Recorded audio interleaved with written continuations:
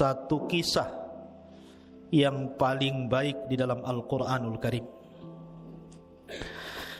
Ma'asyiral muslimin yang dimuliakan Allah subhanahu wa ta'ala, tentu tidak ada kisah yang lebih baik dalam Al-Quran melebihi kisahnya para nabi dan rasul. Di dalam surah Yusuf, tepat pada ayat yang ketiga, Allah subhanahu wa ta'ala berfirman, nahnu naqussu alaika ahsanal qasasi bima auhayna ilaika hadal Qur'an. Kami menceritakan kepadamu ya Muhammad kisah yang paling baik dengan mewahyukan Al-Quran kepadamu. Sebagian para ulama berselisih pendapat, dari sekian kisah para nabi dan rasul, mana kisah yang paling baik dari seluruh kisah para nabi dan rasul di dalam Al-Quranul Karim? Ada yang mengatakan bahwa kisah terbaik dalam Al-Quran adalah kisahnya Nabiullah Adam alaihi salatu wassalam, karena memang Adam adalah bapa pertama manusia. Ada juga yang mengatakan bahwa kisah terbaik dalam Al-Quran adalah kisah Ibrahim, karena Ibrahim adalah bapaknya para nabi, di mana setelah diutusnya Ibrahim tidak ada para nabi dan rasul kecuali dari keturunan Ibrahim. Ada yang mengatakan bahwa kisah terbaik dalam Al-Quran adalah kisahnya Nabi Musa. Alasannya karena hampir seluruh surat dalam Al-Quran secara umum ada petikan-petikan kisah Nabi Musa di dalamnya. Tetapi ada juga yang mengatakan bahwa kisah terbaik dalam Al-Quran, dan ini yang paling kuat wallahu alam, adalah kisahnya Nabi Yusuf alaihi salatu wassalam. Kenapa kisah Nabi Yusuf alaihi salatu wassalam dikatakan ahsanal qasasi, kisah terbaik dalam Al-Quran? Karena secara zahir ayat, dalam ayat ketiga dalam surah Yusuf, Allah mengatakan nahnu naqussu alaika ahsanal qasas, kami akan mengkisahkan kepadamu ya Muhammad kisah terbaik dalam Al-Quran. Dan ini terdapat dalam surat Yusuf ayat ketiga. Karena kisah Nabi Yusuf ini unik. Pada awal kisah bercerita tentang mimpi, pertengahan kisah mimpi lagi, dan akhir kisah mimpi lagi. Jadi awal, tengah, akhir cerita mimpi. Dan tidak ada pada nabi-nabi yang lainnya. Walaupun ada beberapa kemiripan antara kisah Nabi Musa dengan kisah Nabi Yusuf alaihi salatu wassalam. Di antaranya adalah Nabi Musa alaihi salatu wassalam hidup di istana, Nabi Yusuf juga sama hidup di istana. Musa di istana Fir'aun, sementara Yusuf di istananya seorang pejabat tinggi Mesir namanya Al-Aziz. Kemudian yang kedua, Nabi Musa terpisah dengan ibunya, dan Nabi Yusuf alaihi salatu wassalam terpisah dengan siapa? Dengan bapaknya Yakub. Kemudian juga Nabi Musa alaihi salatu wassalam yang mengangkat anak siapa? Istrinya Fir'aun, Asyah bintu Muzahim. Satu di antara wanita terbaik dunia dari 4 wanita. Maryam bintu Imran, Khadijah bintu Khuwailid, Fatimah bintu Rasulullah sallallahu alaihi wasallam, kemudian Asyah bintu Muzahim, ibu angkatnya Nabi Musa. Lah Nabi Yusuf juga sama, diambil oleh siapa? Oleh Zulaikha, istri daripada Al-Aziz, pejabat tinggi Mesir. Jadi kerajaan Mesir itu di bawah raja ada gubernur-gubernur. Pemimpin gubernur itu namanya Al-Aziz. Jadi Al-Aziz itu di bawah raja Mesir. Pemimpin tertinggi setelah raja Mesir itu Al-Aziz. Lah yang meminta agar Yusuf dibeli ketika dijual oleh para pedagang adalah istrinya, Zulaikha. Jadi ada kemiripan. Tetapi walaupun demikian ada perbedaan. Ada yang diunggulkan dalam satu kisah dan tidak dikisahkan di tempat lain. Tetapi secara zahir ayat, dalam ayat ketiga dalam surah Yusuf, maka Allah mengatakan bahwa surah Yusuf atau kisah Nabi Yusuf adalah ahsanal qasas, kisah terbaik dalam Al-Quran. Ini yang kita akan kisahkan. Ikhwatu fillah muliakan Allah subhanahu wa ta'ala. Kita tahu bahwa hajat kita sebagai manusia kepada diutusnya para nabi dan rasul itu sangat besar. Karena tanpa mereka para nabi dan rasul, mungkin kita sudah tersesat jauh. Karena Allah subhanahu wa ta'ala tidak pernah menciptakan makhluk itu sia-sia. Manusia tidak pernah diciptakan begitu saja, habis diciptakan dibiarkan gitu, enggak. Tapi Allah subhanahu wa ta'ala utus kepada mereka para nabi dan rasul. Lah, para nabi dan rasul ada yang kita kenal nama-namanya, dan itu dicantumkan dalam Al-Quran. Jumlahnya berapa? 25 nabi dan rasul. 15 ataupun 18 nama nabi-nabi dan rasul itu tertera dalam surah Al-An'am, dan 7-nya tertera di beberapa surat dalam Al-Quran. Jadi jumlahnya 25 nabi dan rasul. Semua disebut secara nama. Tapi bukan berarti nabi berjumlah 25 nabi dan rasul, tidak. Nabi itu banyak. Makanya Allah subhanahu wa ta'ala mengatakan wa minhum, dan di antara mereka ada yang kami kisahkan, tetapi di antara mereka juga ada yang kami tidak kisahkan. Makanya ketika Abu Dzar, seorang sahabat Rasul, bertanya kepada Nabi SAW, kam adadul anbiya, berapa jumlah para nabi?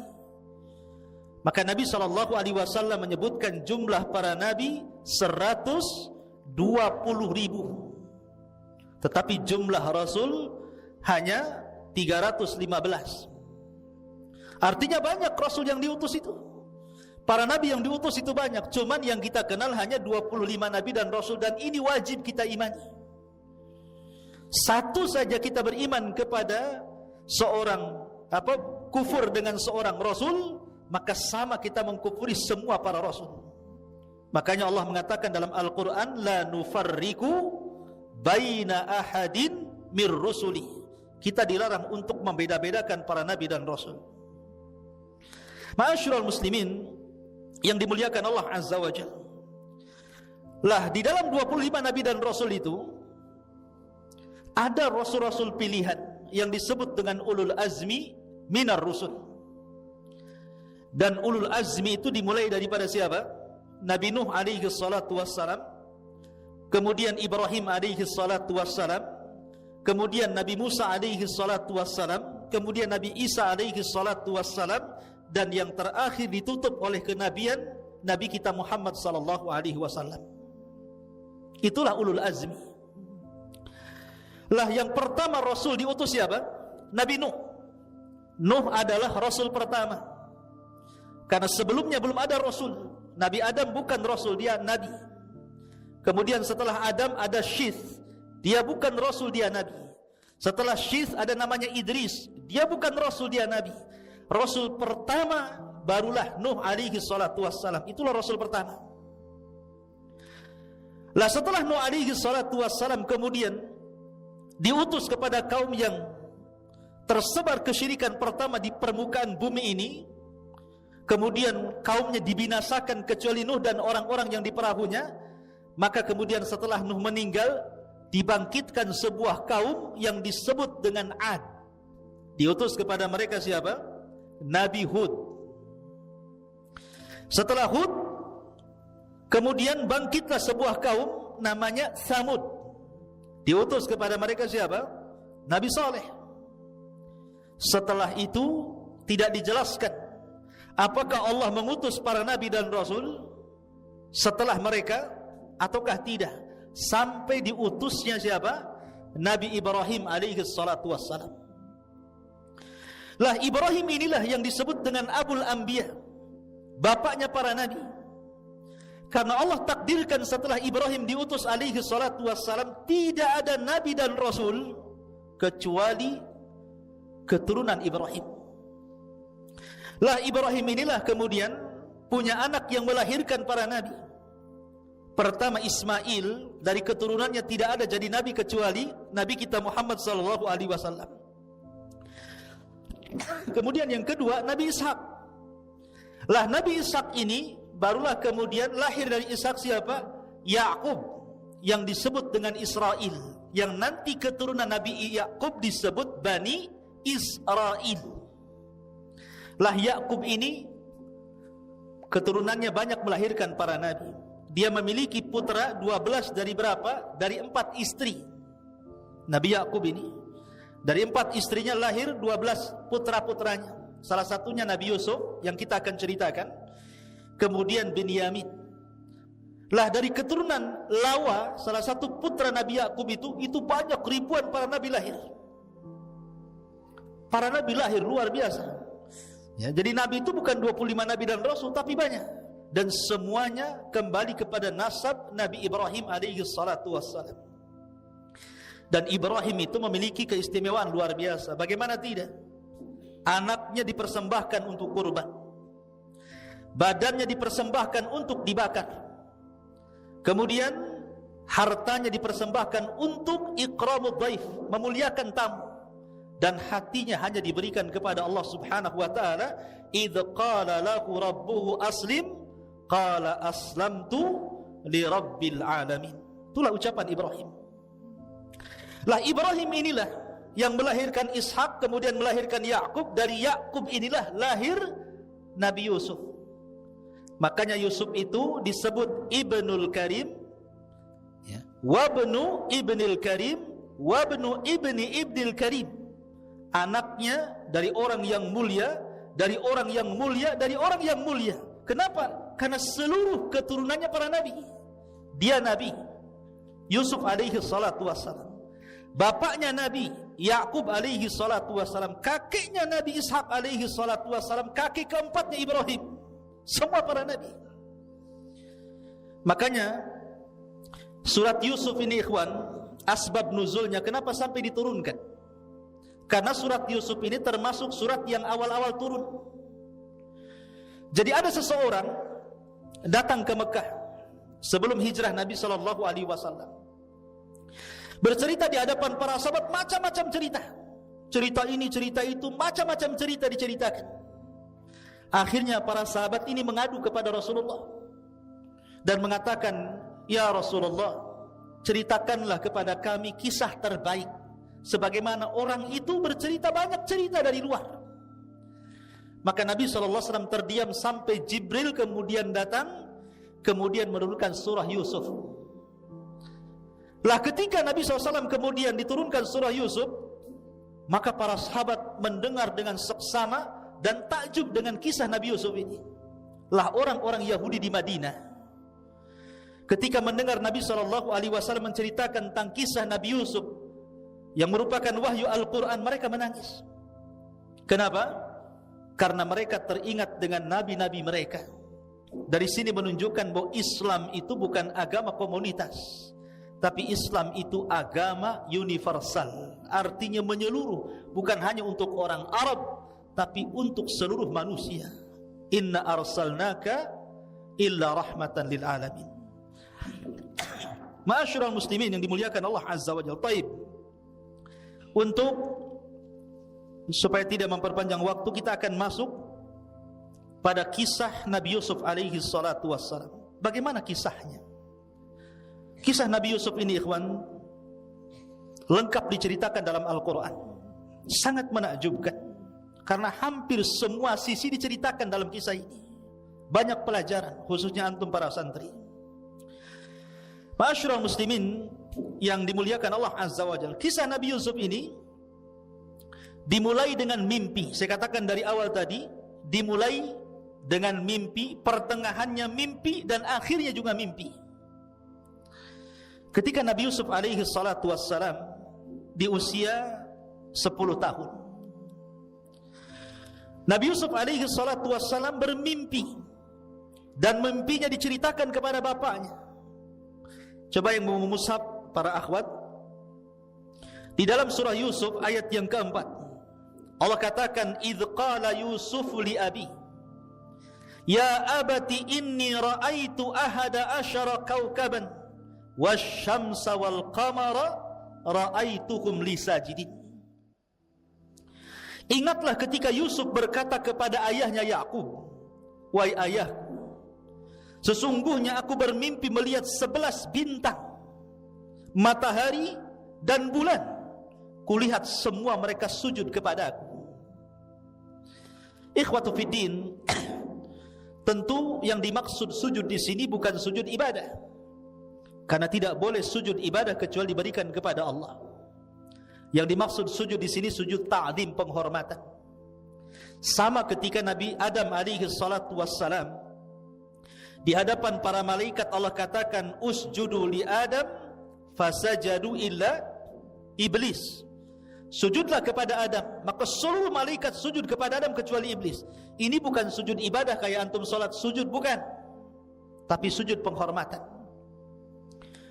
Seperti umpamanya kalau tentara hormatkan, diletakkan di sini, ini, itu namanya hormat.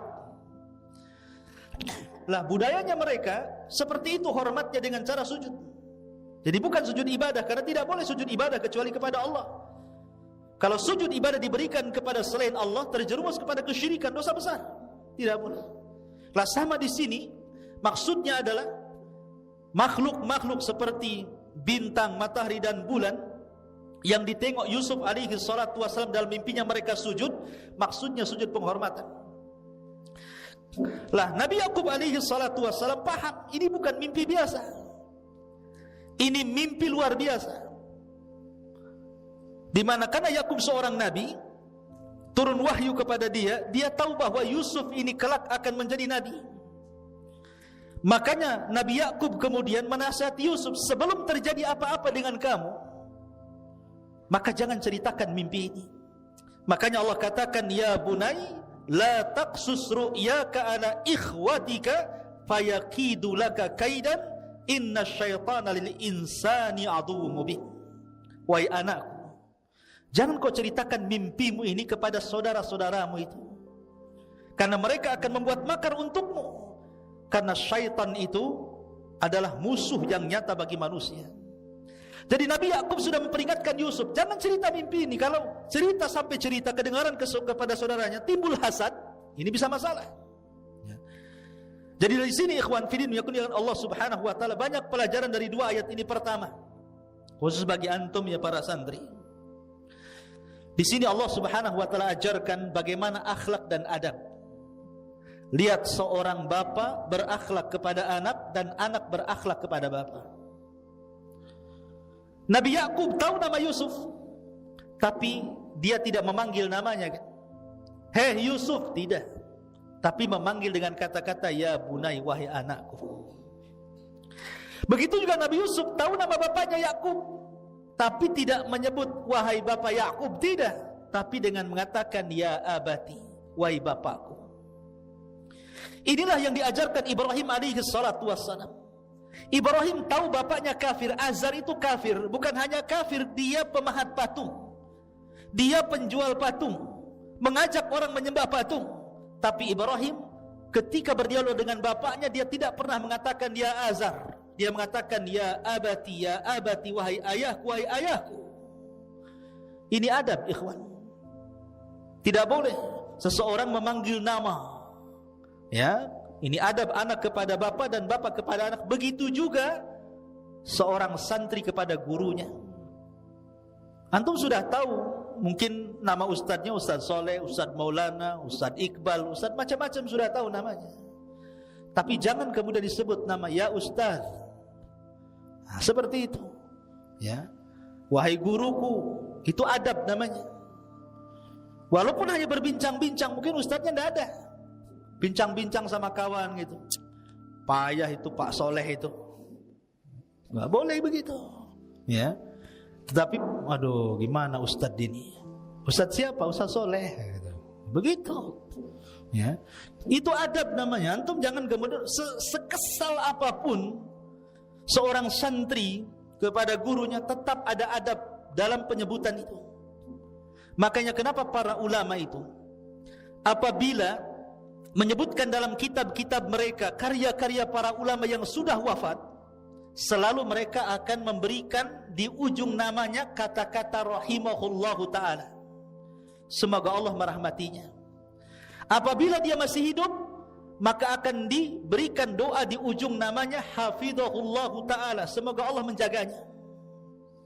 Itu adab namanya. Kita berdoa kepada orang yang berjasa, kepada orang tua, kepada guru.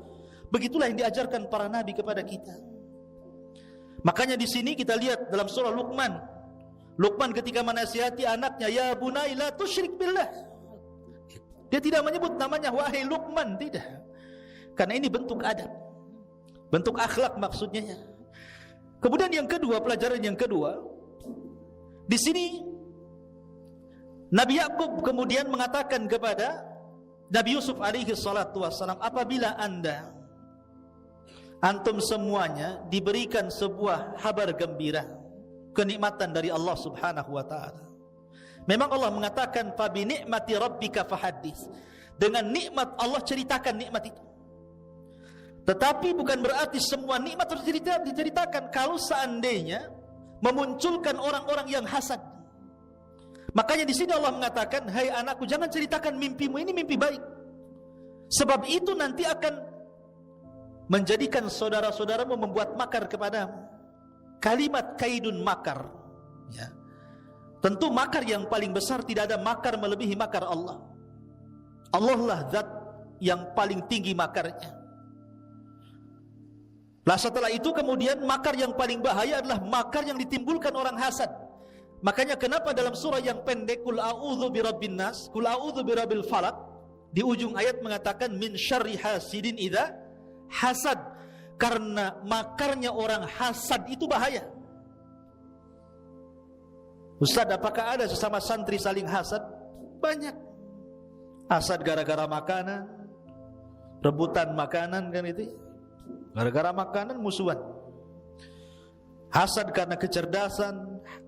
Kalau hasadnya baik gak apa-apa. Ya Allah, saya ingin si Anu pintar sekali ya Allah, gitu, gak apa-apa. Tapi kalau hasadnya menghilangkan kenikmatan orang, itulah yang kita disuruh berlindung kepada Allah subhanahu wa ta'ala, min syarri hasidin idza hasad. Baik, kemudian setelah Nabi Yusuf alaihi salatu wassalam bermimpi, diceritakan mimpinya kepada ayahnya, dan ayahnya wanti-wanti, jangan ceritakan kepada saudaramu ya, nanti saudaramu akan membuat makar.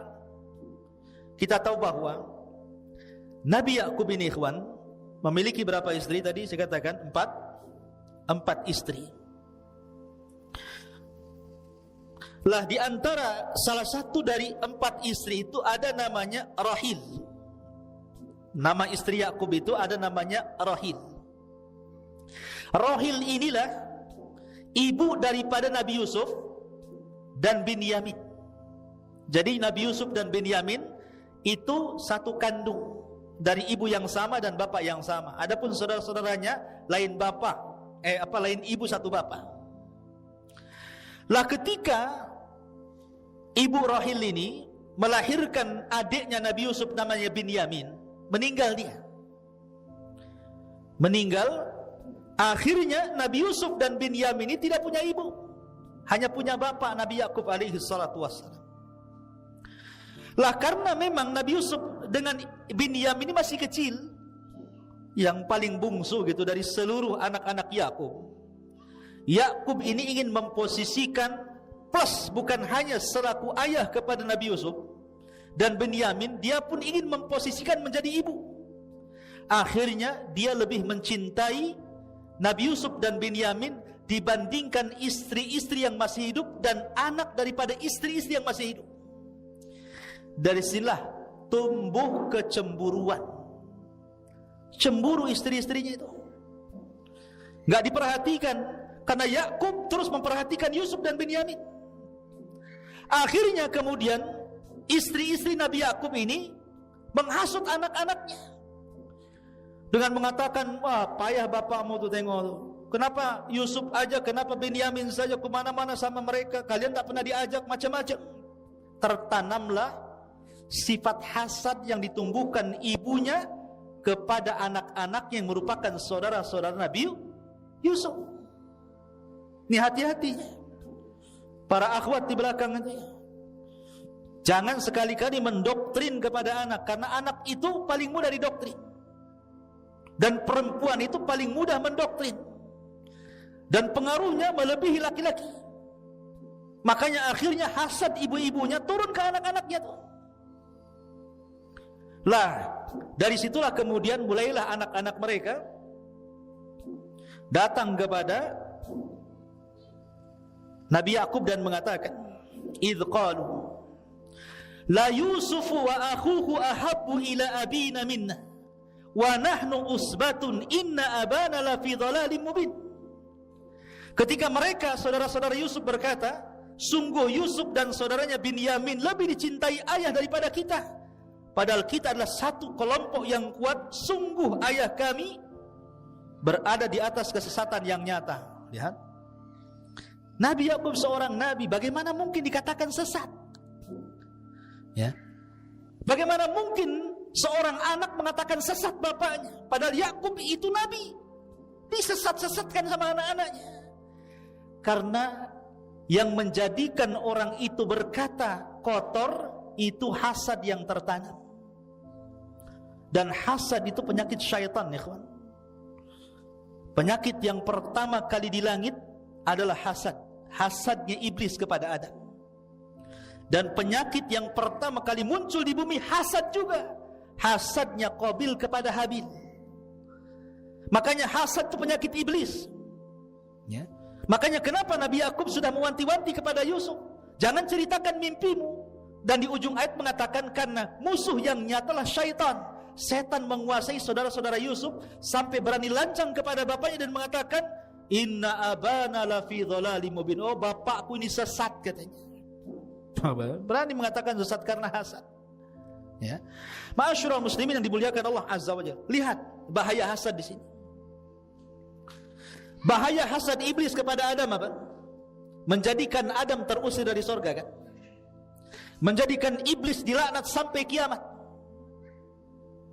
Kemudian hasadnya Qabil kepada Habil mengakibatkan apa? Pembunuhan Habil di tangan Qabil, dan itu pembunuhan pertama di permukaan bumi.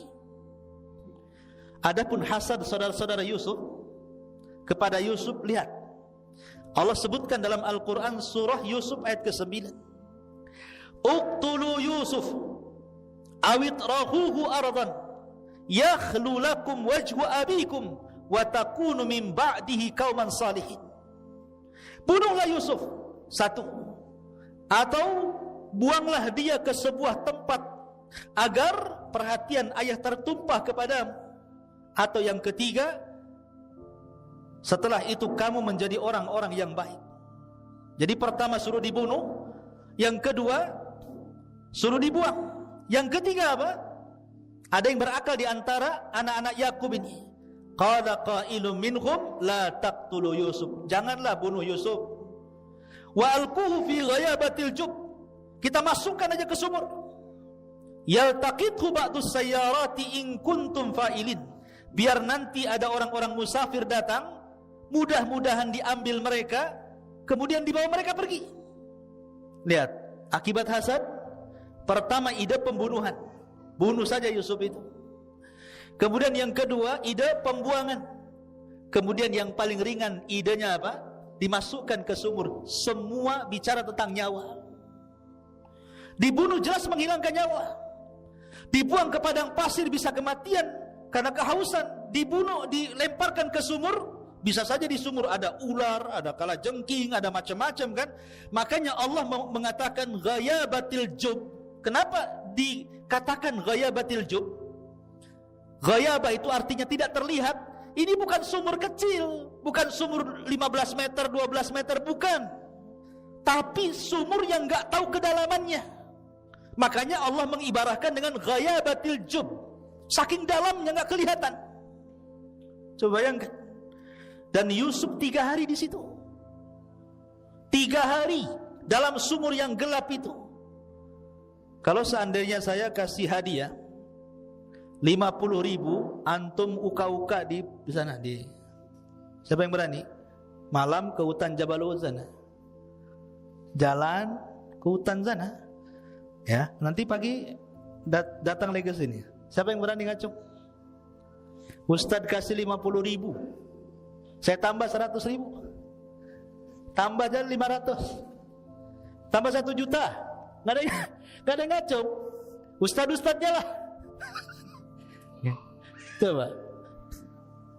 Itu loh di hutan ini, Yusuf dah sumurnya di hutan, masuk lagi ke dalam sumur itu.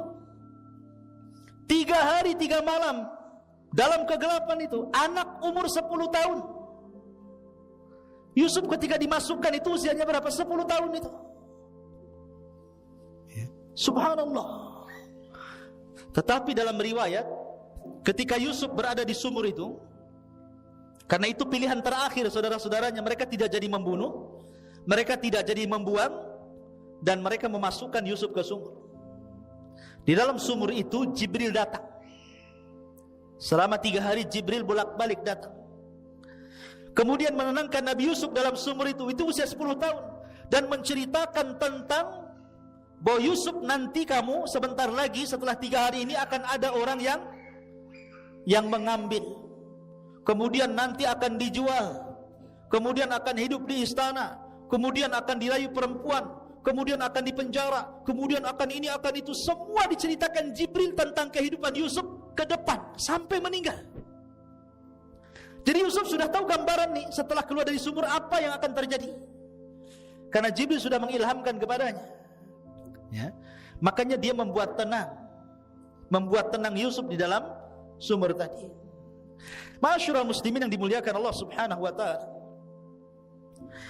Allah Subhanahu wa taala mengatakan kisah tentang bagaimana Yusuf dimasukkan ke dalam sumur. Qalu ya abana ma laka la ta'manna ala Yusuf wa inna lahu lanasihun. Ini saudara-saudaranya itu sebenarnya karena hasadnya yang tinggi kepada Yusuf, sebenarnya berusaha untuk memisahkan Yusuf dengan bapaknya, tetapi tidak berhasil. Jadi maunya itu Yusuf diambil, dibuang gitu kan, dibunuh, pokoknya mereka membuat makar setiap hari, tapi tidak berhasil. Sampai akhirnya datang kepada bapaknya, dan mereka mengatakan, wahai ayah kami, mengapa engkau tidak mempercayai kami? Kalimat kenapa kau tidak mempercayai kami, maksudnya dari sini kata para ulama tafsir, mereka sudah berusaha berkali-kali tapi tidak berhasil. Makanya mereka meyakinkan bapaknya. Bahasa kita apa? Masa enggak percaya dengan kami? Kasihlah Nabi Yusuf itu main-main bersama kami. Wa inna lahu lanasihun. Apa kata mereka? Sungguh kami semua menginginkan kebaikan. Lihat, sama persis seperti iblis. Ketika iblis masuk ke dalam sorga, dia berusaha untuk membujuk Nabi Adam kan? Memberikan was-was. Fawaswasa lahuma syaitan. Was-was, diberikan was-was setan agar Adam itu memakan buah larangan itu. Tapi tidak berhasil. Sampai akhirnya iblis bersumpah. Wa qasamahuma inni lakuma laminan nasihin. Maka iblis pun bersumpah di hadapan Adam dan Hawa bahwa dia mendatangi mereka hanya menginginkan kebaikan. Ya? Ya. Jadi orang yang berbuat jahat itu tidak mungkin akan menampakkan kejahatannya. Pasti akan menampakkan kebaikan. Lihat para penipu itu. Mana ada penipu nampak tipuannya kan? Pasti akan diberikan kebaikan dulu. Makanya sebuah kebatilan, kata Syekh Shalih Fauzan, kalau ditampakkan 100% ditolak manusia. Tapi kebatilan itu kalau kemudian ada kebaikan di situ dan tercampur hak dan batil, barulah manusia menerimanya. Makanya kenapa di sini ikhwatul fiddin, dalam rangka memuluskan kejahatannya, mereka meyakinkan bapaknya, percayalah bapak kepada kami. Kami ini tidak ingin apapun kecuali kebaikan kepada Yusuf. Arsilhu ma'ana ghadan yarta wa yal'ab wa inna lahu lahafidhun. Biarkanlah dia pergi bersama kami besok pagi agar dia bersenang-senang dan bermain-main dan kami bisa menjaganya. Jadi diyakinkan bapaknya itu. Sampai akhirnya bapaknya luluh. Mulailah kemudian mereka membawa Nabi Yusuf alaihi salatu wassalam bermain-main. Lah ketika itulah mereka merencanakan dari Ketika itu mereka berangkat 11 orang karena Benyamin masih kecil tidak diajak. Lah yang 10 orang ini membuat makar di tengah padang pasir. Bagaimana mencelakakan Nabi Yusuf alaihi salatu wassalam. Dan ketika itu saya katakan Yusuf alaihi salatu wassalam berusia berapa? 10 tahun. Sebagian mereka mengatakan bunuh saja, sebagian mereka mengatakan kita letakkan di padang pasir biar dia kehausan mati, dan sebagian yang berakal di antara mereka mengatakan biar kita masukkan Yusuf ke sumur biar ada para musafir dan mengambilnya entah berantah, dan yang penting dia tidak hidup bersama kami. Artinya di sini akhirnya sepakat seluruh saudara-saudaranya mengambil yang paling ringan. Di sinilah ada sebuah kaidah usul fikih, akhaffu dhararaini, mengambil yang paling kecil madaratnya. Jadi mereka tidak membunuh, mereka tidak melempar ke padang pasir, tapi mereka mengambil yang paling ringan madaratnya, yang memungkinkan Yusuf itu bukan hanya ada kemungkinan mati, tapi juga ada kemungkinan hidup. Dan begitulah kaidah usul fikih ya. Jadi kalau ada dua perkara, yang satu madarat, maka ambillah yang paling kecil madaratnya. Harus seperti itu. Contohnya apa? Contohnya, kita dihadapkan dengan 3 perkara. 1 perempuan, 2 khamar, 3 pisau. Kemudian antum dipaksa kamu berzina dengan wanita itu. Kalau tidak, kami bunuh.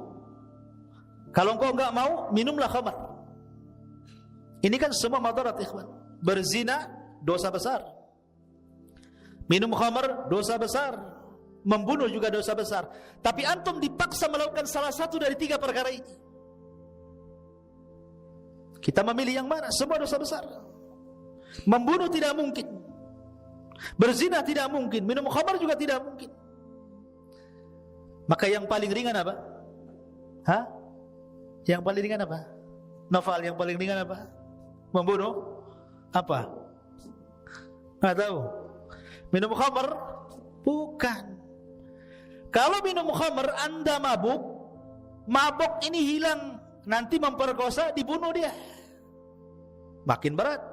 Makanya khamar itu disebut ummul khaba'ith, rajanya keburukan itu khamar. Karena kalau sudah mabuk itu bisa macam-macam, membunuh, menghilangkan nyawa. Ya berzina kan begitu, walaupun mengingkari. Itu yang paling ringan. Tetapi kalau bisa dihindarkan, 3-tiganya kita hindarkan.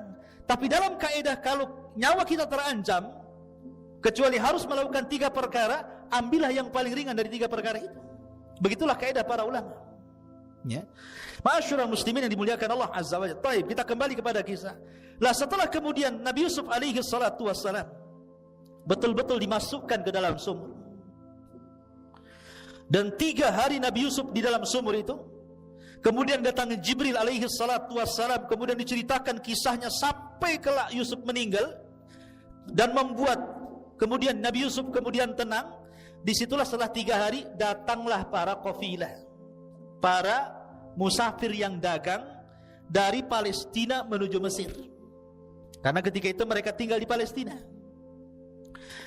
Lah ketika kemudian mereka mencari-cari sumur karena kehabisan kehabisan air, dimasukkanlah kemudian dalwun itu.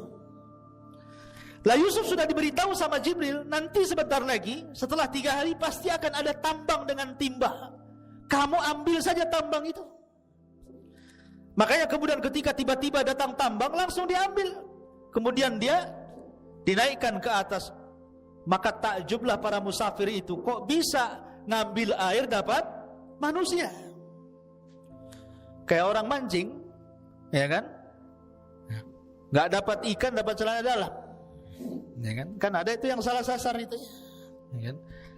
Jadi ini orang mancing itu, orang mengambil air, ternyata setelah berat disangka air sampai di atas kemudian manusia. Dan Nabi Yusuf alaihi salatu wassalam ikhwan adalah orang yang paling tampan. Sebagian ulama mengatakan bahwa Yusuf alaihi salatu wassalam itu diberikan separuh ketampanan Nabiullah Adam alaihi salatu wassalam. Separuh ketampanan Nabi Adam itu diberikan kepada Yusuf. Adam itu tampan, ya. Dan Adam itu bukan kera, bukan monyet, sebagaimana teori Darwin. Tahu teori Darwin? Muasal manusia itu dari kera, awalnya bungkuk, kemudian lahir lagi mulai tegak, jadilah antum. Jadi antum menurut teori Darwin itu berasal dari monyet hutan. Ya. Kita katakan teori ini bertentangan. Adam itu loh nabi yang paling ganteng. Separuh kegantengan Adam diberikan kepada Yusuf. Kita semua turunan Adam. Gak apa-apa Darwin saya keturunan kera, biar dia monyet. Ya. Tapi kita bukan bangsa kera, kita bangsa manusia. Lah Yusuf diberikan separuh ketampanan Adam. Makanya ketika melihat anak kecil tampan gitu ya, senang tuh. Kemudian mereka mulai mengambilnya. Kemudian dibawalah mereka, perjalanan rupanya mereka mengarah ke Mesir. Sesampainya mereka ke Mesir, maka kemudian mereka pun menjual Nabi Yusuf alaihi salatu wassalam. Subhanallah. Allah subhanahu wa ta'ala mempertemukan Nabi Yusuf dengan pembeli yang akan mengangkat derajatnya. Ada seorang pejabat namanya Al-Aziz. Pejabat itu namanya Al-Aziz. Saya katakan tadi kerajaan Mesir itu dia dipimpin oleh seorang raja. Di bawahnya para gubernur. Lah para gubernur ini ada pimpinan gubernur. Lah pimpinan gubernur itu disebut Al-Aziz. Ada namanya Al-Aziz. Jadi dia posisinya di bawah raja. Dan Allah takdirkan dia tidak punya anak sama sekali. Akhirnya kemudian dia ingin memuliakan istrinya Zulaikha. Dengan cara apa? Mencari dan membeli budak-budak anak-anak. Maka berjalanlah Al-Aziz dengan Zulaikha ini ke pasar jual beli budak. Lah tiba-tiba dilihatnya ada anak kecil, tampan nih, pokoknya putih, mancung luar biasa. Di sini langsung tertarik Zulaikha dan mengatakan kepada Al-Aziz, belilah anak itu supaya kita bisa mengangkat anak atau nanti suatu ketika bermanfaat untuk kita. Akhirnya dibelilah, subhanallah, dengan harga yang murah, darahima ma'dudah. Dalam Al-Quran seperti itu. Seandainya diberikan saja tanpa kemudian diberikan uang pun ada masalah. Tapi tetap dibeli oleh Imra'atu Aziz tadi. Akhirnya kemudian Yusuf pun dibeli, dibawalah ke istana. Istana megah, bayangkan. Ini wakil raja. Tentu rumahnya bukan rumah biasa, rumah istana. Makanannya juga bukan makanan biasa, makanan mewah. Pakaiannya juga indah-indah, kasurnya juga empuk-empuk, dayang-dayangnya dan begitu seterusnya. Lihat bagaimana Allah katakan dalam Al-Quran, asa an takrahu syai'an wa huwa khairul lakum. Terkadang apa yang anda anggap buruk itu rupanya kebaikan di hadapan Allah. Belum tentu yang kita anggap buruk itu buruk bagi kita, bahkan itu sebuah kebaikan. Nabi Yusuf dihasadi oleh saudara-saudaranya, kemudian dibuang ke sumur, dibawa oleh para kafilah, dijual lagi. Tapi Allah katakan wa asa an takrahu syai'an wa huwa khairul lakum. Jadi antum kalau sekarang mondok di Jabal Uhud ini memang enggak enak. Kalau antum di rumah kan kasur enak, sebagiannya main game, ya, keluar trek-trekan, pulang enggak dilarang orang tua, makan semakannya, enak di rumah kan. Masuk pesantren kayak penjara, jendelanya aja kayak penjara gitu. Ya, makan ya itu saja dikresek gitu kan, isinya ya tempe tahu, nahu sorop, tempe tahu, tempe itu nahu, tahunya sorop. Jadi makan apa? Makan nahu sorop, gitu. Tempe tahu tiap hari gitu. Ya sekarang antum mungkin dianggap ini tega banget nih orang tua ini, kok lempar saya ke Jabal Uhud pula. Sudah kasurnya sempit, 2 lantai lagi, berdekat-dekat, banyak nyamuk, ini itu, nanjak, capek. Wa asa an takrahu syai'an wa huwa khairul lakum. Boleh jadi yang anda anggap buruk hari ini, capek di sini, asik ngapal aja, stres. Nanti antum merasakan setelah antum keluar dari sini. Dapat ilmu, Allah katakan dalam Al-Quran bahwa orang-orang yang akan diangkat derajatnya adalah yarfa'illahu alladhina amanu minkum walladzina utul ilma darajat. Abu Hurairah, orang miskin Abu Hurairah itu, ikhwan. Makanya disebut ashabus sufah, miskin. Dia hidup di tenda di samping Masjid Nabawi. Kadang 3 hari enggak makan, sampai dia pingsan-pingsan. Tapi dia sabar bermulazamah ngaji sama Nabi. Akhirnya dia cerdas, dan Allah berikan anugerah hafalan yang luar biasa yang tidak pernah lupa, dan dia menjadi salah satu dari sahabat yang al-mukthiruna fil hadithi Rasulillah, sahabat yang paling banyak meriwayatkan hadis Nabi sampai kepada kita. Siapa yang tidak kenal Abu Hurairah? Setelah kemudian Rasul meninggal, dia diangkat jadi gubernur, hartanya banyak, namanya melambung. Sampai dia meninggal pun disebut-sebut namanya, an Abi Hurairah radhiyallahu an Abi Hurairah radhiyallahu an. Siapapun yang membaca hadis Nabi dalam bab apa saja ada Abu Hurairah di situ. Dalam bab air ada Abu Hurairah di situ disebut. Dalam bab tayamum, dalam bab wudu, dalam bab salat, dalam bab zakat, dalam bab apa saja Abu Hurairah ada di situ. Meriwayatkan hadis Nabi SAW. Wa asa an taqrahu syai'an wa huwa khairul lakum. Terkadang yang antum anggap buruk hari ini nanti akan jadi sebuah kebaikan di akhir nanti. Jadi sabar. Sabar dalam menimba ilmu itu perlu kesabaran. Kita kembali. Kemudian Nabi Yusuf alaihi salatu wasalam hidup di istana Al-Aziz. Barulah dia merasakan hidup yang sangat enak, makan enak, tidur enak, macam-macam. Diberikan pendidikan sampai akhirnya Yusuf pun tumbuh dewasa, hidup selama 10 tahun bersama keluarga Aziz dengan Zulaikha itu. Jadi ketika masuk umur 10 tahun, kemudian hidup di istana Al-Aziz 10 tahun, sekarang Yusuf usianya menginjak 20 tahun. Sudah ganteng, sudah anak muda. Rupanya Zulaikha. Apa ini? Setelah Yusuf kemudian makin dewasa, ya, tidak sebagaimana kecintaan Zulaikha ketika Yusuf masih kecil, kecintaan seorang ibu kepada anak. Tapi setelah dia dewasa, karena bukan anak kandung, tapi seorang budak yang dirawat menjadi anak angkat, tumbuh rasa cinta seperti seorang anak muda kepada seorang gadis, atau sebaliknya. Malah dia suka, mau selingkuh bahasanya ya. Lah Nabi Yusuf alaihi salatu wassalam ketika itu berusaha untuk menolak. Berkali-kali Zulaikha itu merayu Yusuf, tapi Yusuf pemuda yang afif, menjaga dirinya. Nabi SAW bersabda, sab'atun yudhilluhumullahu fi dhillihi yawma la dhilla illa dhilluh. Ada 7 golongan yang akan mendapatkan naungan arsy Allah di hari yang tidak ada naungan kecuali naungan Allah. Salah satunya apa? Rajulun da'athu imra'atu dhata jamalin. Seorang laki-laki yang ditawarkan wanita yang cantik, penuh dengan karisma, kemudian mengajak berzina. Tapi laki-laki mengatakan, inni akhafullah, saya takut kepada Allah. Dia hindari perzinahan. Begitulah anak-anak muda yang menjaga diri. Yusuf ini seorang musafir, jauh dari keluarganya. Biasanya kan seorang musafir, kalau kita lihat di Batam ini kan banyak para perantau. Ada yang dari Jawa, ada yang dari Sumatera, Kalimantan, macam-macam, satu Indonesia tumplak di Batam ini. Seorang yang merantau itu biasanya lebih berani, karena jauh dari keluarga. Dia harus mengadu nasib. Makanya kalau para perantau itu jadi jahat-jahat sekali, kalau jadi baik-baik sekali.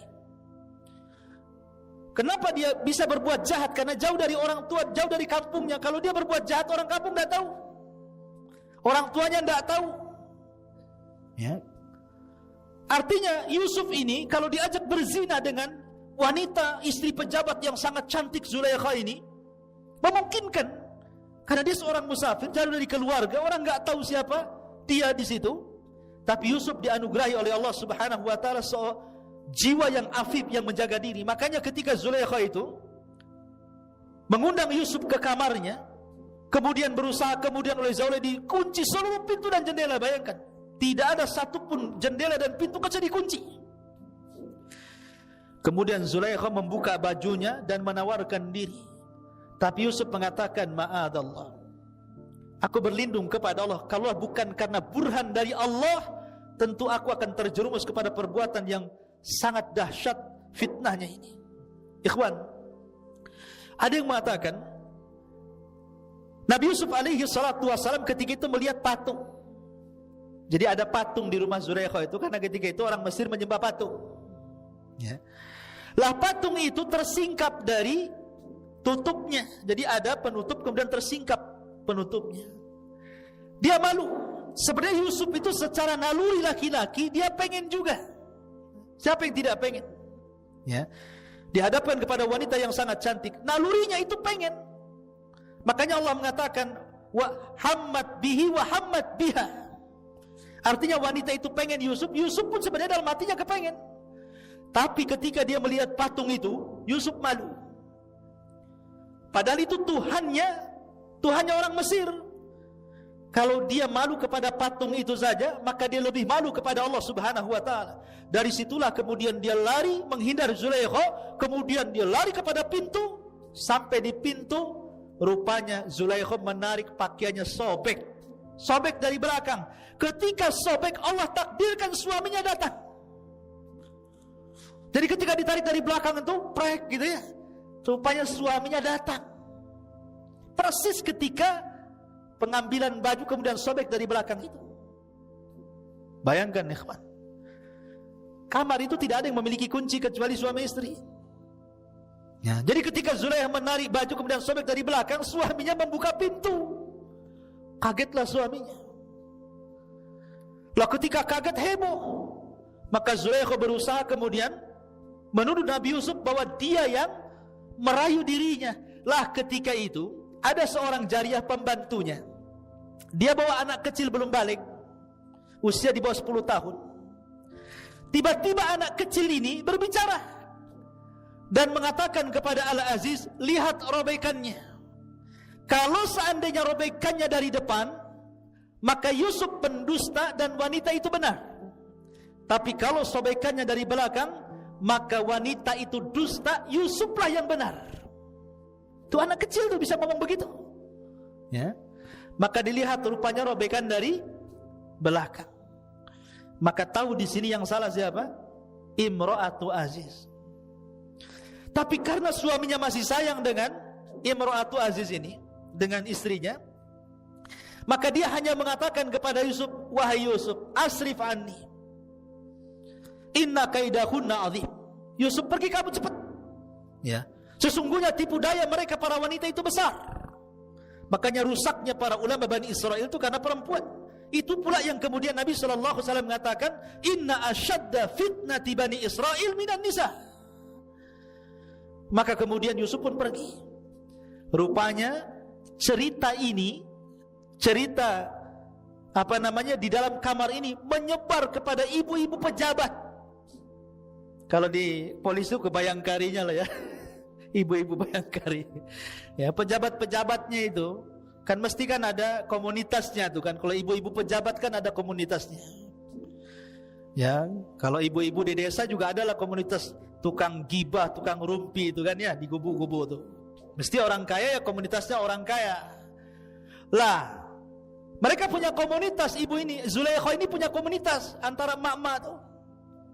Ada yang mengatakan jumlahnya 40 wanita. Membicarakan tentang Zulaikha. Oh, Zulaikha ini wanita enggak benar rupanya. Masa budaknya sedih mau digauli, macam-macam ceritanya. Tapi Zulaikha ini perempuan yang cerdas. Ketika kemudian dia dibully, bahasa kita ya, nasib baik waktu itu belum ada handphone. Coba ada handphone waktu itu, mungkin udah disebar itu di WhatsApp, di Google, di YouTube ya. Tapi zaman itu kan tidak tersebar. Hanya tersebar di ibu-ibu pejabat saja. Ya. Akhirnya mereka mengguncing Zulaikha, direndahkan Zulaikha ini. Zulaikha cerdas, oh dia tidak tahu siapa Yusuf. Akhirnya Zulaikha pun mengundang mereka. Mengundang mereka di rumahnya, disediakan macam-macam buah-buahan, disediakan pisau yang tajam-tajam untuk mengupas buah-buahan itu. Diundang untuk 40 istri-istri pejabat itu supaya makan di rumahnya. Wah, disediakan. Datang istri-istri pejabat itu, masing-masing pegang buah dan pisau. Mereka tidak tahu apa ini maksud undangan ini. Ya. Dan Yusuf pun tidak tahu apa maksudnya. Ketika mereka masing-masing bawa pisau, di tangannya bawa buah, apa kata Zulaikha kepada pembantunya? Bukakan pintu itu biar Yusuf masuk kemari. Maka dibukalah pintu itu. Ketika Yusuf kemudian keluar, subhanallah, Yusuf ini ghaddul basar, tidak memandang wanita-wanita istri-istri pejabat yang cantik-cantik itu. Dia suruh berjalan saja sama Zulaikha, dia nurut saja karena dia budak masalahnya. Ya. Kalau enggak, maka akan dihukum. Maka ketika kemudian para wanita itu melihat Nabi Yusuf alaihi salatu wassalam, maka mereka pun kemudian mengatakan falamma ra'ainahu akbarnah wa qatta'na aydiyahun. Ketika mereka melihat Nabi Yusuf, akbarna itu maksudnya takjub. Takjub itu maksudnya Nabi Yusuf berjalan, tetapi matanya tidak pernah melihat mereka, dia hanya nunduk saja. Beda dengan antum. Ya, kalau ke mall itu yang dipandang yang aneh-aneh. Ya. Betul-betul ghaddul basar. Makanya mereka mengatakan akbarna wa qatta'na aydiyahun. Kalimat qatta'na kalau dipotong, ini pisau umpamanya. Ini kertas, pisau. Kalau satu kali sobekan dengan pisau berarti qata'a namanya. Tapi kalau qatta' pakai tasdid berarti berkali-kali. Itu bahasa Arabnya. Jadi ketika dia pegang buah itu, sambil lihat Yusuf itu dipotong-potong gitu tangannya itu. Subhanallah. Dan wanita-wanita yang memotong tangannya sambil melihat Nabi Yusuf yang ganteng itu tidak merasakan sakit sama sekali. Kenapa? Kaidah, apabila seseorang sudah melebihi kecintaan yang di atas rata-rata, biasanya apapun rasa sakit akan hilang dari dia. Seperti Bilal bin Rabah, sangat mencintai Allah dan Rasulnya, disiksa sekuat apapun dia tidak merasakan sakit. Dia hanya mengatakan ahadul ahad, ahadul ahad. Begitulah wanita itu yang melihat, tidak pernah melihat laki-laki ganteng yang paling ganteng. Bagaimana tidak? Yusuf diberikan separuh ketampanan Nabi Adam, maka mereka mengatakan mahadza basyarun in hadza illa malakun karim. Oh, ini bukan orang, ini malaikat katanya. Ya, kan? Sampai mereka mengatakan seperti itu. Saking gantengnya nggak terasa memotong-motong tangannya sendiri. Lah disitulah kemudian baru Zulaikha tersenyum kepada mereka. Maka Zulaikha pun kemudian mulailah memaksa Yusuf agar melayani dirinya.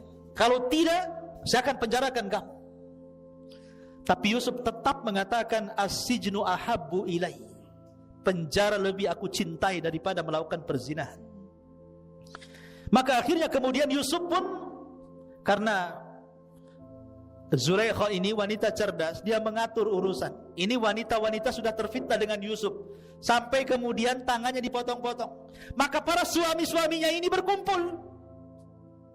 Para suami-suami yang wanita-wanita terpotong-potong ini berkumpul. Kemudian mereka takut dengan Yusuf memfitnah istri-istri mereka. Akhirnya mereka sepakat untuk memenjarakan Yusuf. Lihat bagaimana kejahatan mereka. Bersepakat untuk memasukkan Yusuf ke dalam penjara. Maka akhirnya kemudian Yusuf pun dimasukkan ke dalam penjara atas ide Zulaikha, dan juga didukung oleh para suami-suami wanita itu, karena akan menjadi fitnah bagi para wanita. Maka dari sini kehidupan Yusuf berubah, ya, masuk lagi ke penjara selama 10 tahun. Lah ada kisah menarik. Raja itu punya zawak. Antum tahu zawak? Zawak itu dalam bahasa Arab, bahasa kita ini tukang nyicipin makanan, disebut zawak namanya. Jadi raja itu kan punya tukang masak sendiri, tukang pembuat minum sendiri. Kan sebelum masakan itu dikasih raja, ada yang cicipi, takut dikasih racun. Begitu juga minuman, kalau sebelum sampai kepada raja, maka tukang nyicipinya ini minum dulu, takut diberi racun. Lah Allah takdirkan zawak ini meninggal dunia. Yang tukang nyicipi itu meninggal dunia. Kemungkinan meninggal dunia karena diracun. Dan racun itu kemungkinan ada pada makanan atau pada minuman. Akhirnya ditangkaplah pembuat makanan dan pembuat minuman itu. Lah itu bertepatan ketika Yusuf masuk penjara. Makanya Allah mengatakan dalam Al-Quran, dalam surah Yusuf itu, maka Yusuf masuk penjara bersama 2 anak muda. Masuk ke dalam penjara ya. Akhirnya kemudian Yusuf masuk nih, 3 orang Nabi Yusuf dan 2 orang yang berkasus itu, karena berencana untuk salah satunya meracuni Zawak tadi. Lah Allah takdirkan di penjara itu, ikhwan. Akhirnya mimpilah salah satu dari mereka. Mimpi. Yang satu mimpinya aneh-aneh gitu kan ya. Maka dalam Al-Quran dijelaskan bagaimana mimpinya 2 orang itu di hadapan Nabi Yusuf alaihi salatu wassalam. Ma'asyiral muslimin yang dimuliakan Allah subhanahu wa ta'ala,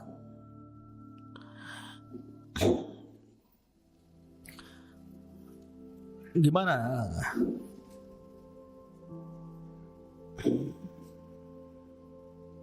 ayatnya? Siapa yang hafal? Mimpinya anak muda itu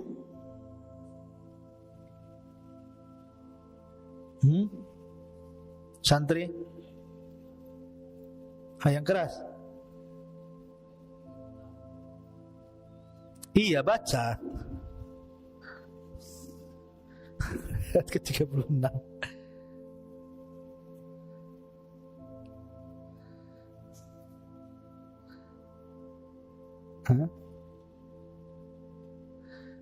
Ayat 36.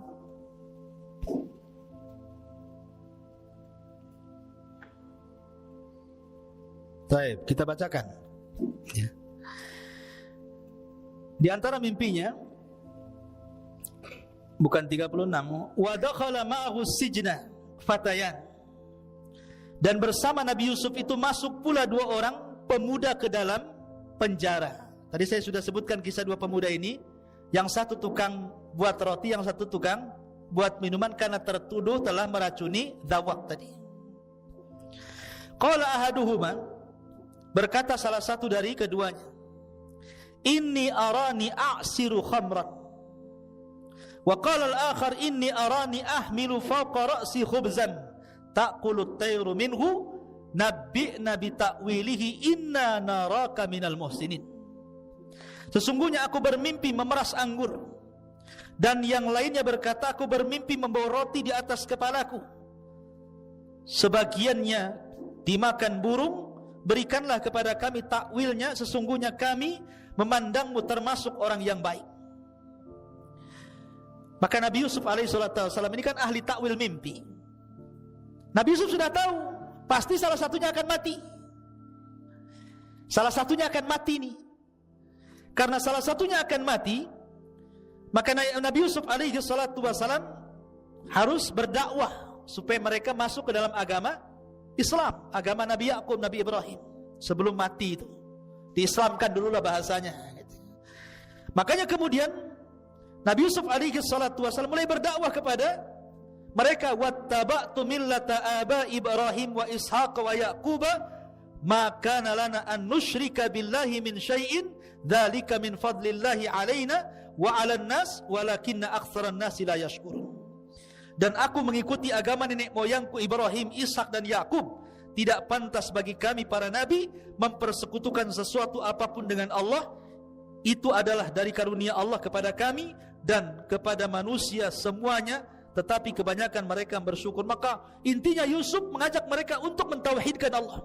Tapi yang tidak diceritakan dalam Al-Quran apakah keduanya masuk Islam atau tidak. Maksudnya mengikuti agama Yusuf atau tidak diceritakan.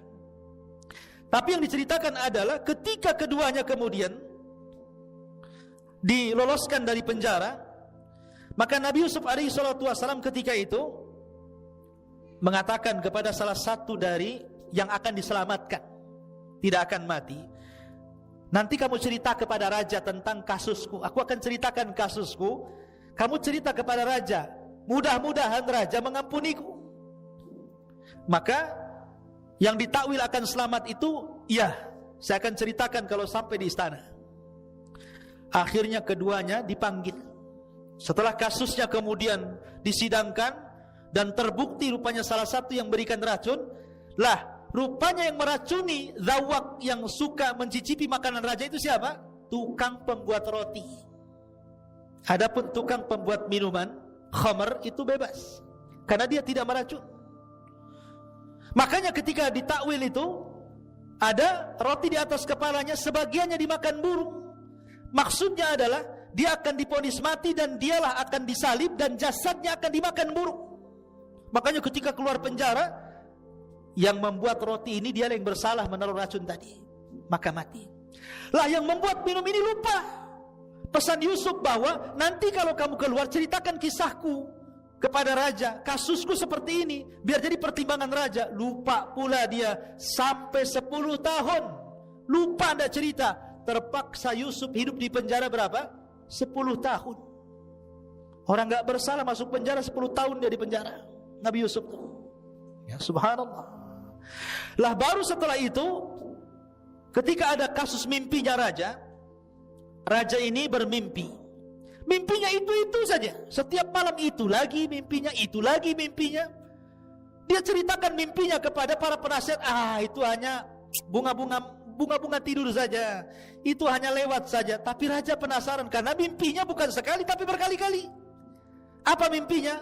Qalal maliku, inni ara sab'a baqaratin siman ya'kuluhunna sab'un ijab wa sab'a sumbulatin khudrin wa ukhar yabisat ya ayyuhal mala'u aftuni fi ru'yaya in kuntum lirru'ya ta'burun.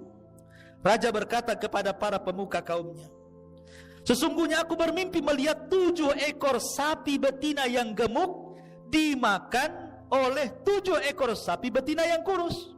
Harusnya kan terbalik ya. Harusnya yang kurus dimakan yang gemuk ya. Ini yang kurus makan yang gemuk pula kan gitu. Kan aneh jadinya. Kemudian 7 tangkai gandum yang hijau dan 7 tangkai lainnya yang kering dijadikan satu. Ini maksudnya apa? Wahai orang yang terkemuka, terangkanlah kepadaku takwil mimpiku ini jika kalian ahli takwil. La ikhwatu fiddin, ketika itu pelayannya yang suka membuat khamar kepada raja itu kan membawa minuman tuh. Cerita dia. Baru ingat itu kisah Nabi Yusuf di penjara itu, bahwa dia pun mengenal ahli takwil dalam penjara. Dulu aku juga ditakwilkan mimpinya. Maka ceritalah pada raja, ada sebenarnya orang ahli takwil mimpi, tapi yang di penjara karena dia pernah mentakwil mimpiku. Maka sang raja kemudian penasaran. Kalau begitu utuslah seseorang, panggil dia kemari. Akhirnya kemudian dipanggillah orang itu kepada penjara. Maka Nabi Yusuf alaihi salatu wassalam mulai menakwilkan mimpi itu. Bahkan takwilnya sangat mengkhawatirkan karena akan terjadi kelaparan.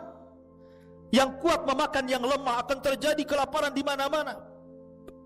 Macam-macam ditakwilkan Nabi Yusuf alaihi salatu wassalam.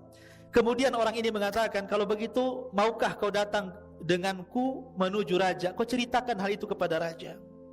Tapi Nabi Yusuf mengatakan tidak. Kalau aku harus mentakwilkan mimpi raja, ada satu syarat. Selesaikan kasusku dulu. Lihat. Bagaimana Yusuf alaihi salatu wassalam menyelesaikan kasusnya. Dan ini kenapa kemudian Allah buat lupa orang yang suka buat minuman untuk raja itu, supaya Yusuf keluar dari penjara bukan karena pertolongan orang, tapi betul-betul Allah yang menolongnya. Taufik dari Allah Azza wa Jalla. Makanya Yusuf sengaja di penjara sampai 10 tahun. Hikmahnya adalah supaya Yusuf tidak ditolong manusia, tapi Allah langsung yang menolong dengan memberikan jalan keluar. Dan itu pertolongan terbaik. Akhirnya kemudian setelah disebutkan kasusnya, bahwa Yusuf dulu begini-begini dengan Zulaikha, dengan wanita-wanita para pejabat, begini-begini, raja mengiyahkan, iya, saya siap menyelesaikan kasusmu. Akhirnya dipanggillah wanita-wanita itu yang dulu memperdayakan Yusuf alaihi salatu wassalam, dipanggil satu-satu, dikumpulkan di kerajaan, sampai akhirnya Zulaikha ngaku bahwa dia yang salah. Maka raja pun marah dan suami Zulaikha pun marah. Akhirnya kemudian karena dipermalukan di depan umum, diceraikan Zulaikha sama suaminya Al-Aziz itu. Dan wanita-wanita yang lain juga diceraikan suami-suaminya. Dan itu sebuah balasan dari Allah, al-jaza'u min jinsil amal, bahwa balasan itu sesuai dengan amalannya. Jangan kira seseorang melakukan kebaikan ataupun keburukan kecuali pasti ada balasan keduanya. Tidak cepat maka lambat. Dan orang-orang yang berbuat zalim, balasannya akan disegerakan sebelum akhirat. Seperti kisah siapa? Az-Zahabi menceritakan kisahnya dalam kitabnya Al-Kabair. Kisah orang zalim yang merampok ikan pada seorang nelayan. Jadi ada preman, orang jahat, tiba-tiba berjalan-jalan di pinggir laut. Kemudian ada nelayan baru nyandar dari laut itu bawa ikan besar. Kemudian dipaksa serahkan ikan itu atau kubunuh. Terpaksa karena ketakutan, nelayan itu diserahkan kepada orang zalim ini. Oh, dengan semangatnya orang zalim ini membawa ikan tadi tanpa kerja keras. Rupanya Allah takdirkan ikan itu hidup sesaat menggigit jarinya.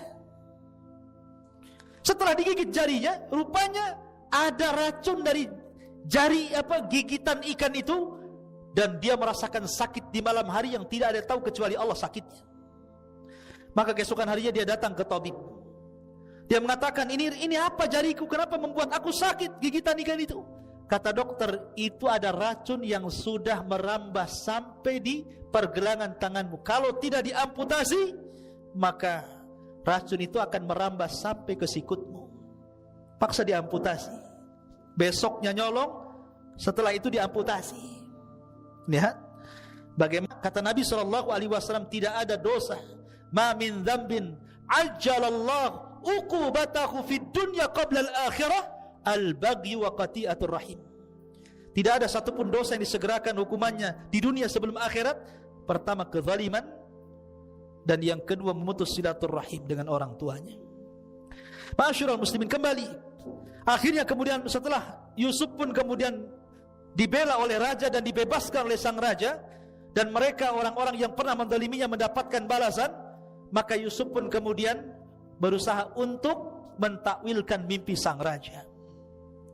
Maka sang raja ketakutan akan kondisi kerajaannya, karena ini bukan setahun 2 tahun paceklik yang ditakwilkan Yusuf, 7 tahun akan terjadi paceklik hebat, kelaparan di mana-mana. Makanya Nabi Yusuf alaihi salatu wassalam menawarkan diri kepada raja, kalau engkau percaya wahai raja, serahkanlah pembendaharaan Mesir kepada aku. Jadi menteri ekonomi loh bahasa sekarangnya. Serahkan perekonomian Mesir kepada aku. Akhirnya kemudian sang raja pun ketika mengatakan, falamma kallamahu qala innakal yaum ladaina makinun amin. Ya. Kemudian sang raja pun percaya Yusuf, diangkatlah jadi bendaharawan Mesir. Maka Yusuf mulai membuat siasah politik. Bayangkan, oh dia sekarang jadi orang kepercayaan raja. Lihat, memang terkadang orang itu susah-susah dahulu kan.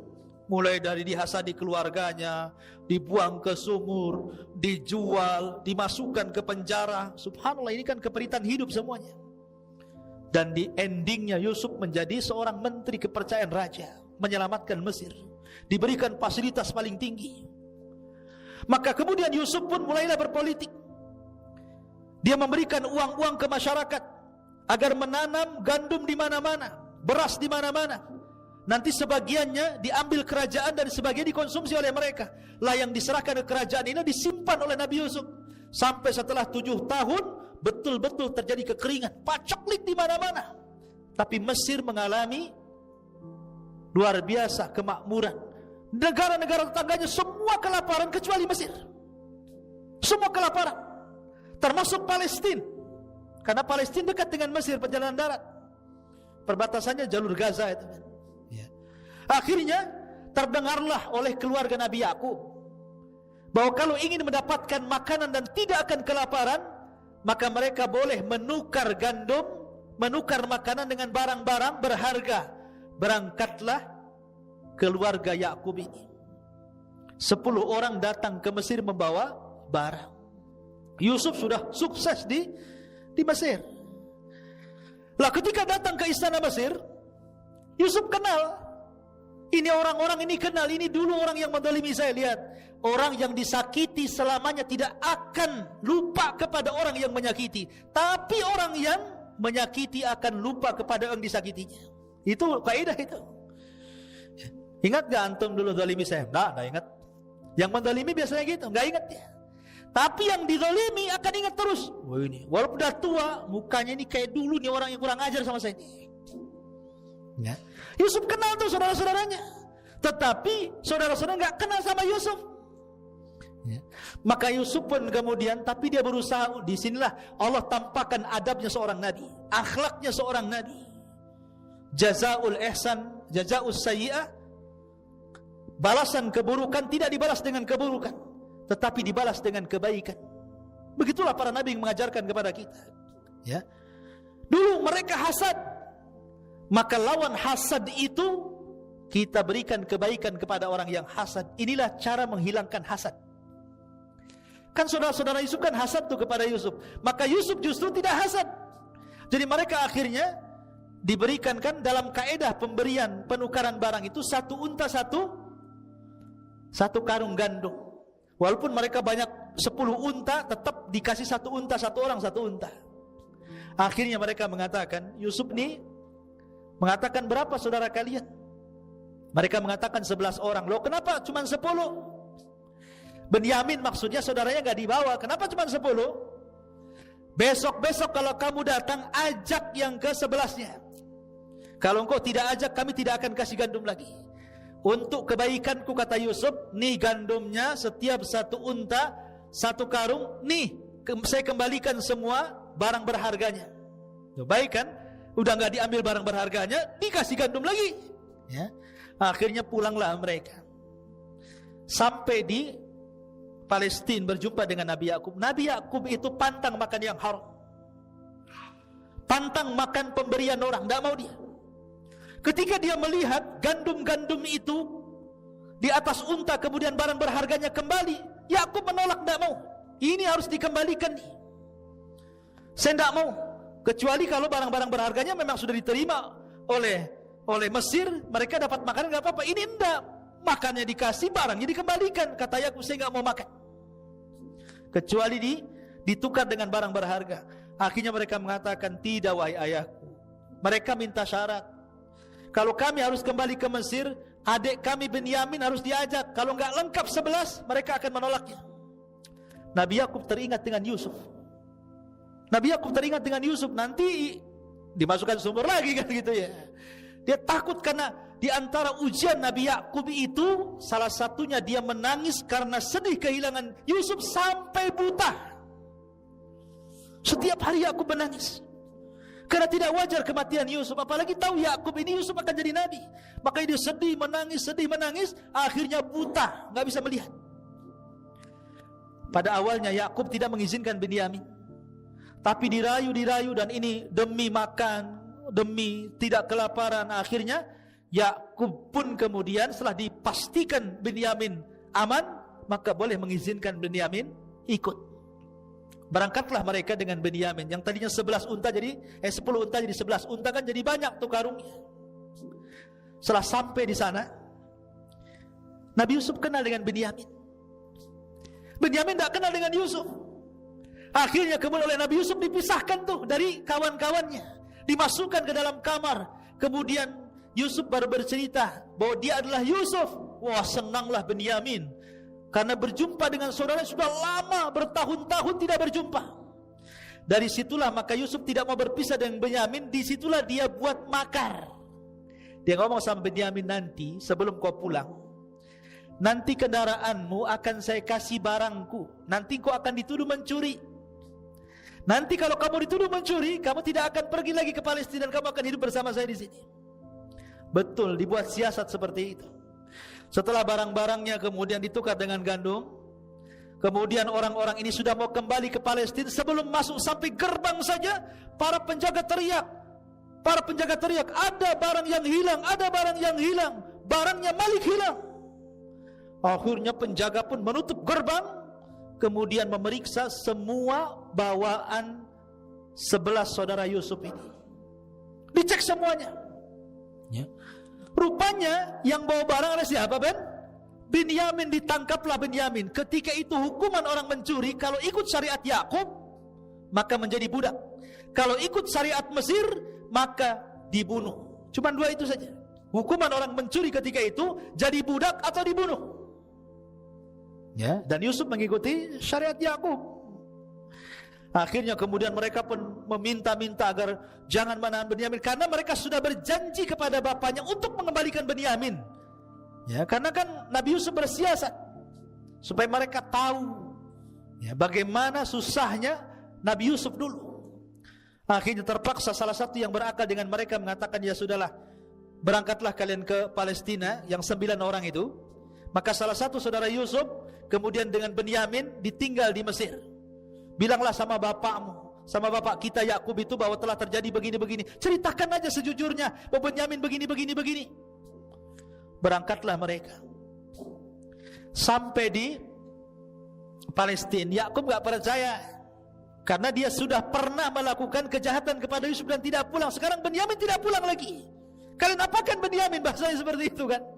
Kata bapaknya, pokoknya cari sedapat mungkin Yusuf dengan Binyamin, datangkan kepada aku.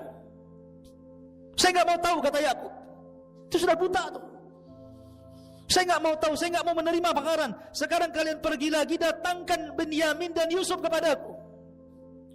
Akhirnya udah panik ini anak-anaknya. Terpaksalah berangkat lagi mereka ke Mesir, menceritakan tentang kondisi ayahnya begini. Akhirnya Yusuf mengatakan, ya sudah, kalau begitu bawalah Binyamin bersama kalian dan berikan pakaianku kepada ayah kalian, pakaian raja, berikan pakaianku kepada ayah kalian. Akhirnya berangkatlah orang ini kembali Palestina membawa Binyamin. Ketika sampai kemudian di Palestina, pakaian itu diberikan kepada Nabi Yakub. Tiba-tiba Yakub mencium bau Yusuf. Kemudian diciumnya baju itu, sampai akhirnya Allah takdirkan yang tadinya buta menjadi melek, sembuh butanya dari pakaian Nabi Yusuf itu. Dan setelah kemudian Yusuf alaihi salatu wassalam mengundang mereka semua untuk ke Mesir, maka dibawalah seluruh keluarga Nabi Yakub dan 11 saudaranya, istri-istrinya, anak-anaknya, cucu-cucunya, semua diboyong ke Mesir. Dan subhanallah, disinilah takwil mimpi yang terakhir, bahwa apa yang ditakwilkan oleh ayahnya, bahwa kelak maksudnya 12 bintang itu sujud kepada diriku, maksudnya 12 saudaranya. Akhirnya mereka menjadi orang-orang yang mengikuti Yusuf alaihi salatu wassalam. Dan Yusuf ada kesamaan dengan Rasulullah. Nabi ketika Fatu Mekah, dia melihat orang-orang yang pernah membunuh para sahabat, yang pernah mencaci maki, yang pernah menghinanya. Tapi Nabi tidak balas dendam kecuali kepada orang-orang tertentu. Nabi hanya mengatakan, idhabu fa antumut tulaqa, pergi kalian kan kumaafkan. Maka Yusuf pun sama, mengatakan kepada saudara-saudaranya, la tasriba alaikumul yawm yaghfirullahu lakum wa huwa arhamur rahimin. Tidak ada celaan hari ini, Allah sudah ampuni dosa-dosa kalian, dan Allah zat yang maha pengasih di antara seluruh maha pengasih. Akhirnya mereka hidup di Mesir menjadi sebuah komunitas. Yakub pun kemudian meninggal dunia, maka lahirlah dari putra-putra Yakub, keturunan Yakub, yang kemudian disinilah cerita berawal kisah Bani Israel. Karena Bani Israel berkembang di Mesir sampai kepada cerita Fir'aun dan begitu seterusnya. Itulah diantara kisah terbaik dalam Al-Quran, kisah Nabi Yusuf alaihi salatu wassalam. Sebagai gambaran kisah, antum bisa baca Al-Qurannya, nanti akan nyambung dengan kisah yang saya kisahkan. Dan mudah-mudahan kedepannya kita membuat kajian rutin, entah seminggu sekali, ya, membahas ilmu-ilmu penting supaya menjadi bekal antum ketika pulang berdakwah di masyarakat. Mudah-mudahan ada manfaatnya. Subhanakallahumma bihamdika asyhadu an la ilaha illa anta astaghfiruka wa atubu ilaik. Allahu ta'ala alam. Assalamualaikum warahmatullahi wabarakatuh.